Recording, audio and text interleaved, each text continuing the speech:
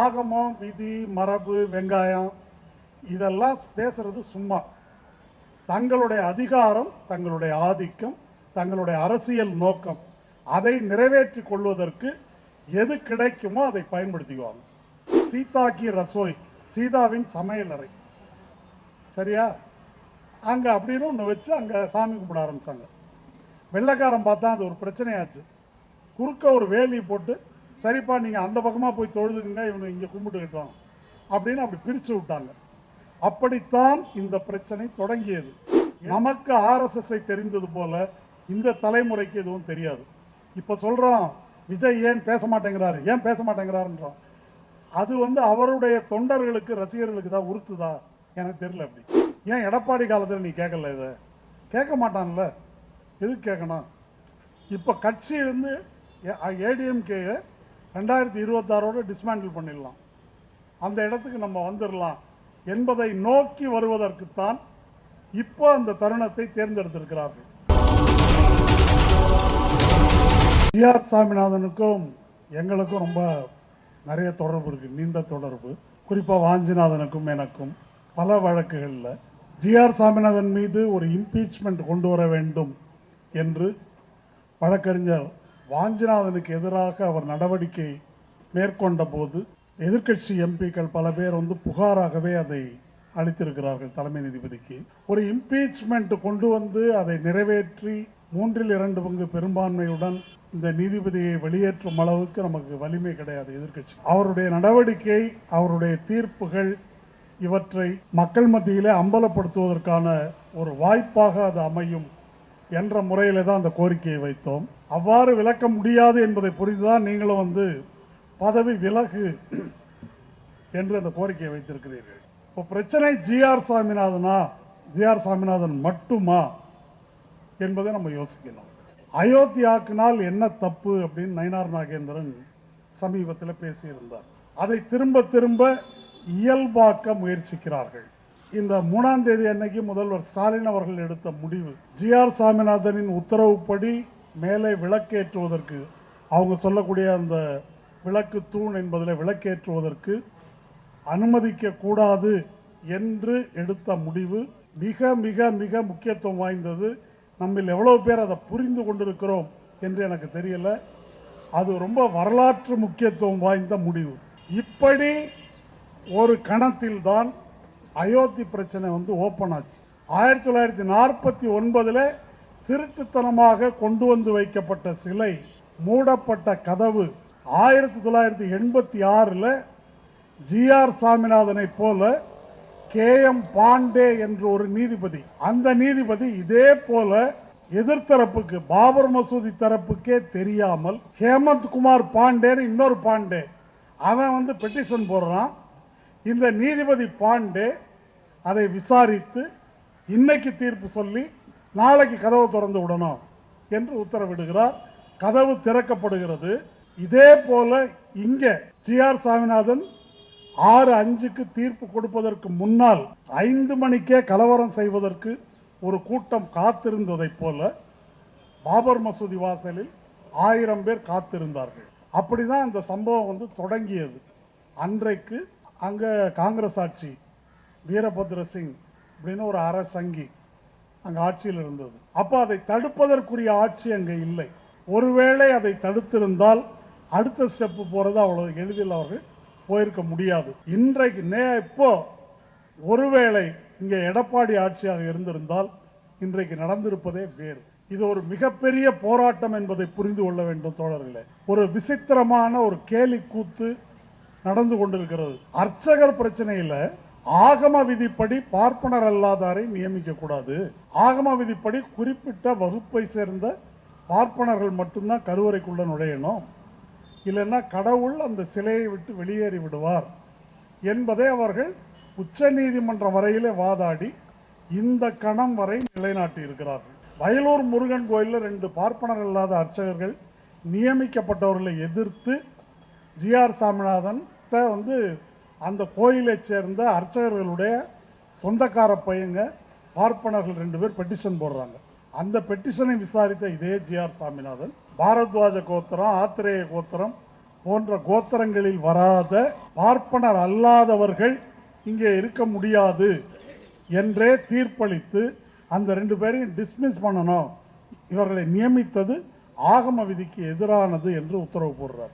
ஆகம விதி அவ்வளவு முக்கியம் அப்படின்னு சொல்றோம். இன்னைக்கு இந்த விளக்கு பிரச்சனையில் நாம சொல்றோம் ஆகம விதி முக்கியம்னு. இப்ப நாம் என்ன சொல்லுகிறோம் என்றால், மரபு ஆகமம் என்ற அடிப்படையில் அந்த கோயிலுக்கு நேர மேலே இருக்கின்ற உச்சி பிள்ளையார் கோயில் பக்கத்தில் ஒரு தூண் இருக்குது. அந்த தூணில் தான் 100 ஆண்டுகளுக்கு மேலாக விளக்கேற்றப்படுது. அந்த மரபை மீறி கண்ட இடத்துல நீ ஏற்ற முடியாது அப்படின்னு நம்ம சொல்லல. ஆகம விதியை நியாயப்படுத்துகின்ற பிள்ளையார்பட்டி பிச்சை குருக்களும் ராஜா பட்டர் என்ற 2 பார்ப்பனர்கள் எழுதியே கொடுக்குறாங்க இது முறையல்லன்னு. இப்ப ஜிஆர் சாமிநாதன் என்ன சொல்றாரு, முறையாவது டேஷ் ஆகுது, அங்க ஏத்தணும். அங்க ஏத்தணும்னா அதுக்கு மரபு இருக்குதா, ஆதாரம் இருக்குதா என்ற கேள்வி இருக்குது. இந்த கேள்விக்கு ராமரவிக்குமாரால பதில் சொல்ல முடியல. நம்ம மைனர் சொன்னார இன்னும் தற்கூரின்னு சொன்னார். ராமரவிக்குமார் ஒரு டாக்குமெண்ட் போட்டிருக்காரு, எவிடன்ஸ், அந்த தூண்ல ஏத்தணும்ன்றது. அது எந்த தூண்னா இப்ப ஏத்திட்டு இருக்கிற தூண்.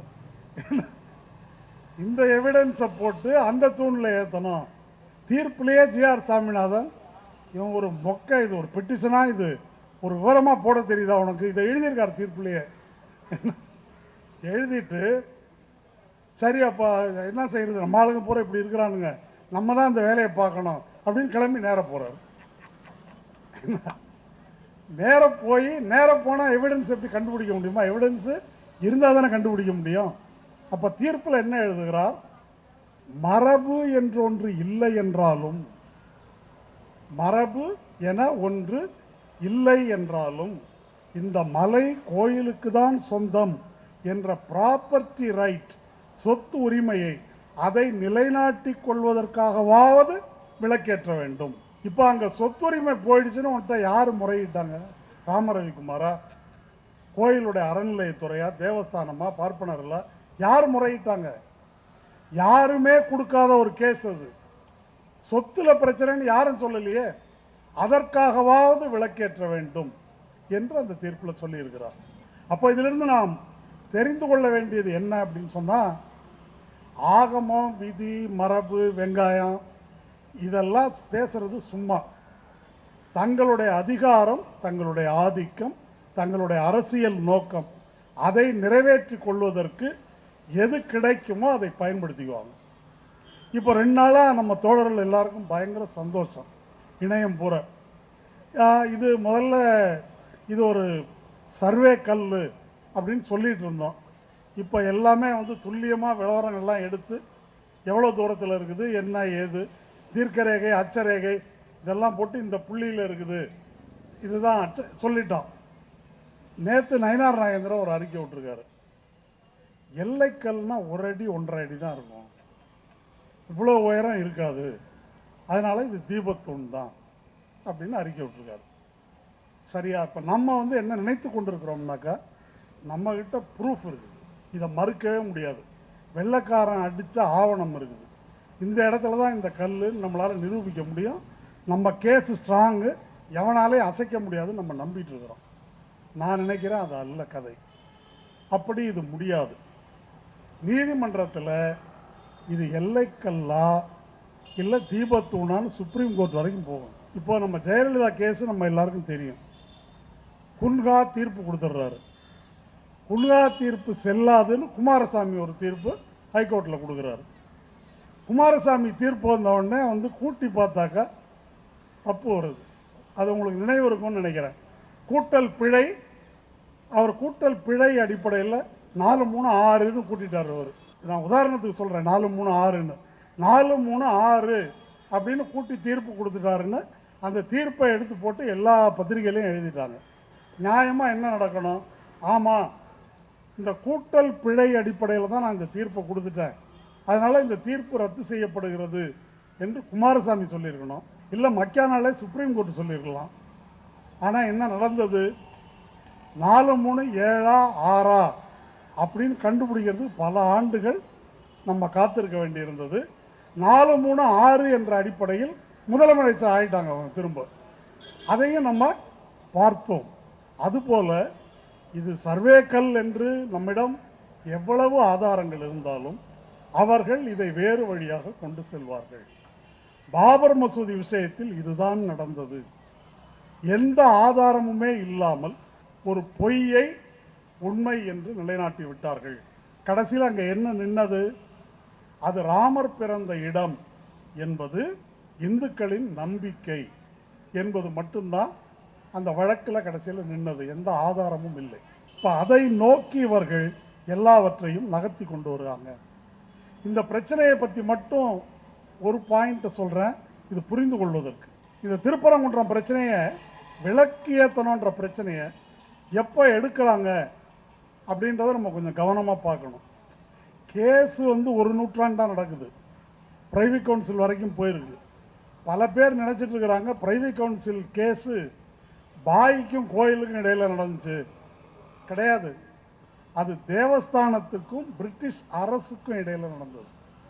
அந்த மலை கோயிலுக்கு சொந்தமா, அரசு புறம்போக்கு என்ற வகையில் அரசுக்கு சொந்தமா என்று நடைபெற்ற வழக்கில் பிரைவேட் கவுன்சிலுக்கு முறையீடு செய்து போனது தேவஸ்தானம், எதிர் வழக்காடியது அரசு.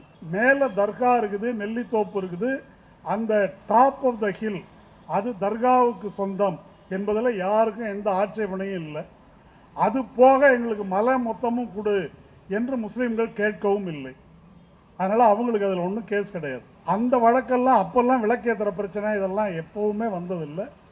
தீபத்தூண் என்ற வார்த்தை இப்போ வந்திருக்கிற வழக்கை தவிர இந்த நிமிடம் வரையில் எந்த கோர்ட் டாக்குமெண்ட்லையும் கிடையாது.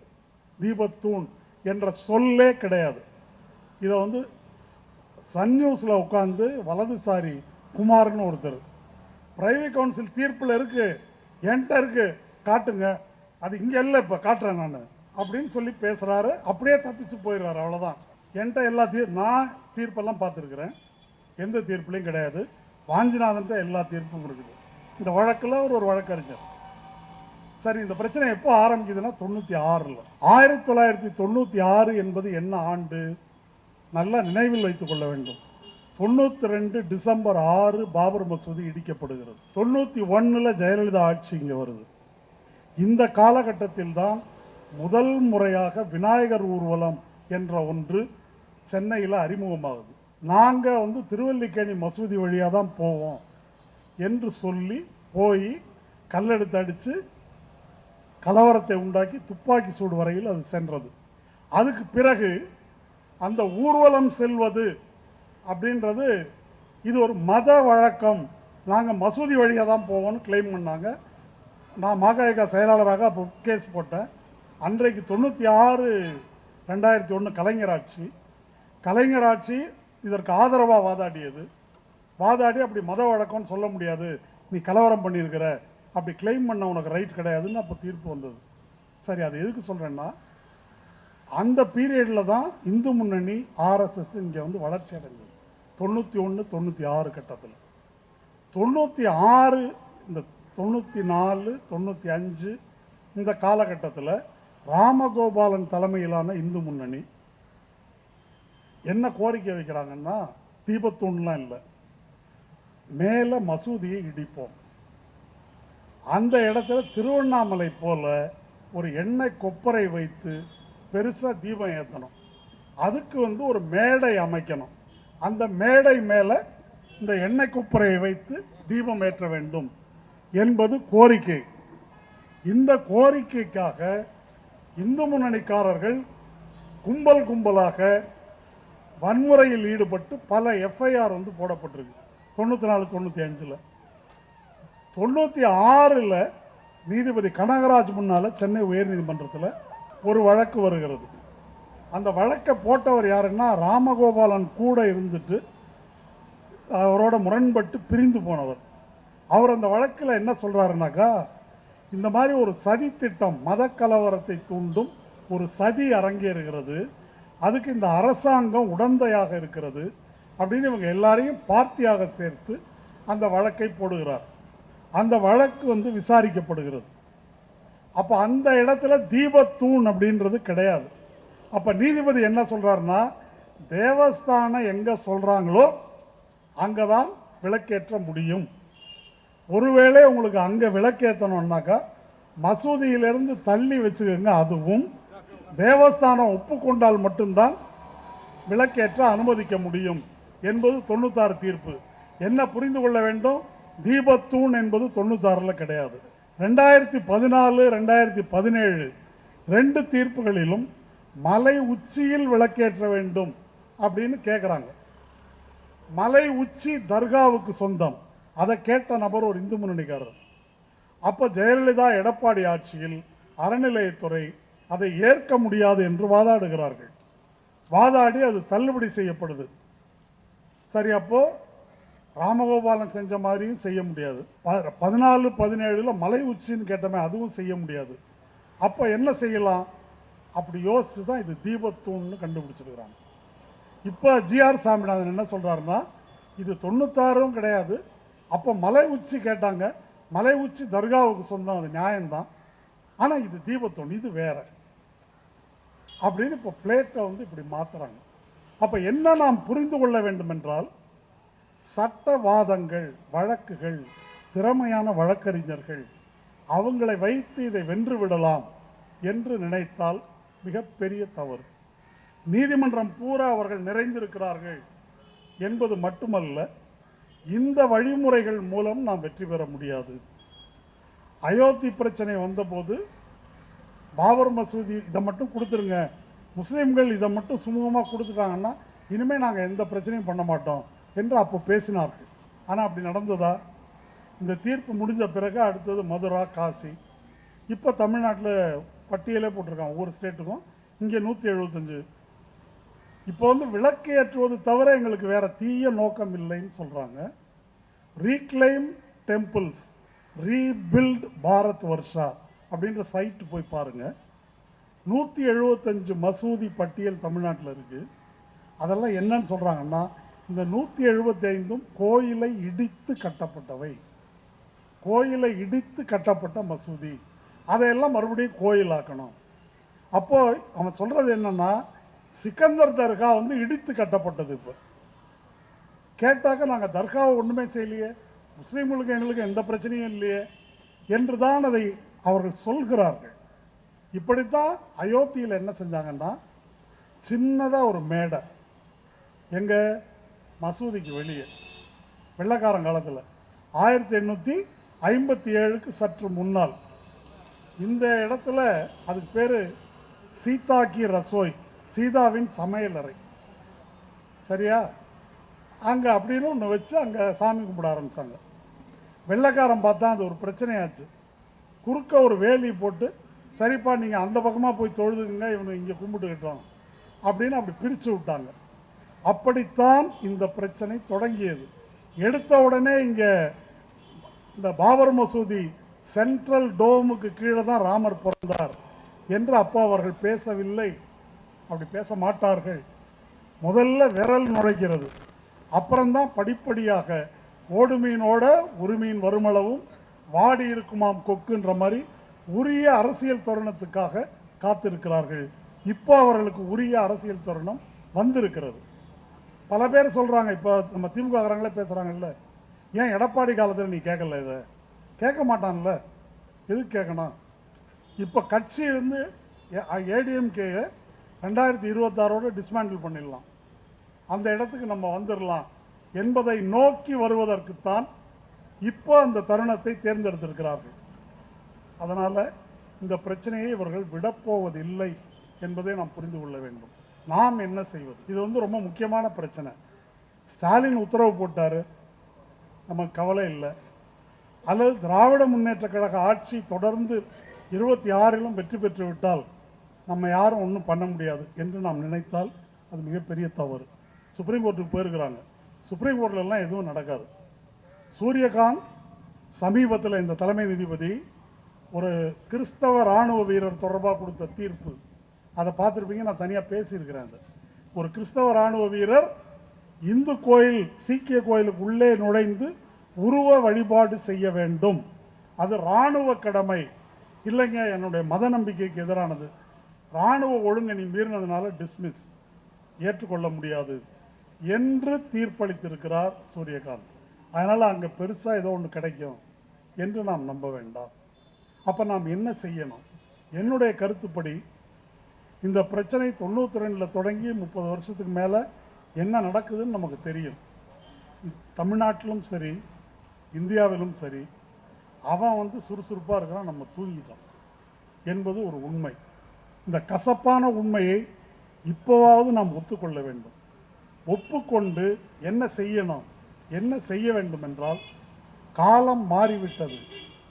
நாம் பெரியார், கருப்பு சட்டைக்காரர்கள், பழைய பொது உடைமைக்காரர்கள், நமக்கு ஆர்எஸ்எஸ்ஐ தெரிந்தது போல இந்த தலைமுறைக்கு எதுவும் தெரியாது. இப்போ சொல்கிறோம் விஜய் ஏன் பேச மாட்டேங்கிறாருன்றோம். அது அவருடைய தொண்டர்களுக்கு, ரசிகர்களுக்கு தான் உறுத்துதா எனக்கு தெரியல. அப்படி அவங்களுக்கு அது தெரியாது. அதிமுககாரன் அதை நியாயப்படுத்தி பேசுகிறான். இப்போ எடப்பாடி எடுத்த முடிவை அதிமுக தொண்டர்கள் யாரும் மதசார்பின்மைக்கு எதிராக பேசுவதான் கொந்தளிக்கலை. அப்படி அது நடக்காது. அப்போ நாம் என்ன செய்ய வேண்டி இருக்கிறது என்று சொன்னால், இதை மக்கள் மத்தியில் கொண்டு செல்லணும். 2 நோக்கம் இருக்கு. இது வெறும் ஆன்டி முஸ்லீம் மட்டும் இல்லை. இது எப்படி ஒரு பொலிட்டிக்கல் அஜெண்டாவை அவங்க தீர்மானிக்கிறாங்க, வேறொன்றை நோக்கி திசை திருப்புகிறார்கள், எதிலிருந்து திசை திருப்புகிறார்கள் என்பதை பொறுமையாக, சோஷியல் மீடியா வந்த பிறகு மக்களை சந்திக்க வேண்டிய தேவையில்லைன்ற கருத்துக்கு அநேகமாக பலரும் வந்தாச்சு. எழுதி போட்டால் போதும், அப்படி நடப்பது இல்லை. அப்போ பழைய முறையிலே ஒவ்வொரு ஊரிலும் இந்த ஆர்ப்பாட்டம் ரொம்ப முக்கியமானதுன்னு நான் கருதுகிறேன். ஆர்ப்பாட்டமாக இல்லாமல் சிறிய சிறிய கூட்டங்களாக நாம் நடத்த வேண்டியிருக்குது. அது தெருமுனை கூட்டம்னா மக்கள் கேட்குறாங்க, போயிடுறாங்க.